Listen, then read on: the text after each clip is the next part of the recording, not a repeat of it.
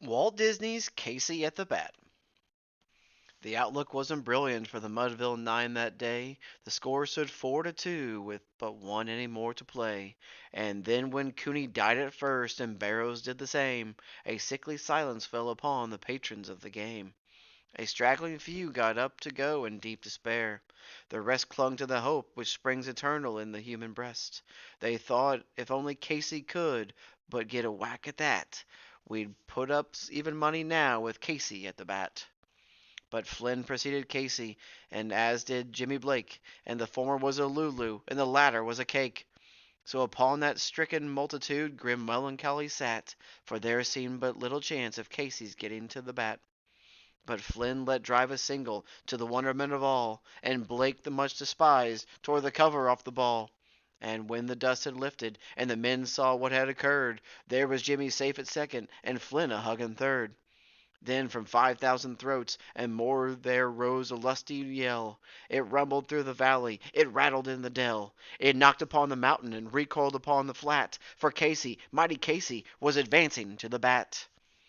There was ease in Casey's manner as he stepped into his place. There was pride in Casey's bearing and a smile on Casey's face. And when responding to the cheers, he lightly doffed his hat.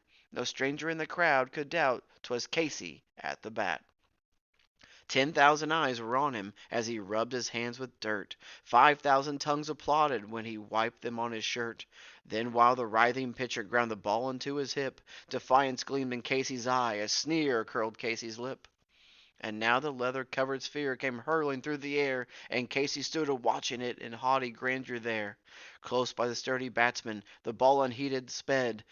"That ain't my style," said Casey. "Strike one!" the umpire said. From the benches, black with people, there went up a muffled roar, like the beating of the storm waves on a stern and distant shore. "Kill him! Kill the umpire!" shouted someone on the stand.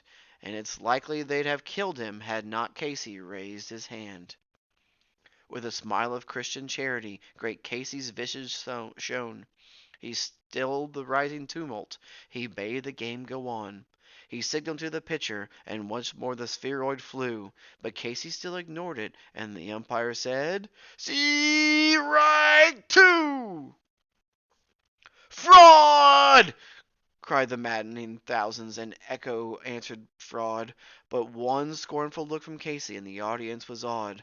They saw his face grow stern and cold, they saw his muscles strain, and they knew that Casey wouldn't let that ball go by again. The sneer is gone from Casey's lip, his teeth were clenched in hate. He pounds with cruel violence his bat upon the plate. And now the pitcher holds the ball, and now he lets it go, and now the air is shattered by the force of Casey's blow. Oh, somewhere in this favored land the sun is shining bright, the band is playing somewhere, and somewhere hearts are light, and somewhere men are laughing, and somewhere children shout, but there is no joy in Mudville. Mighty Casey has struck out. The end.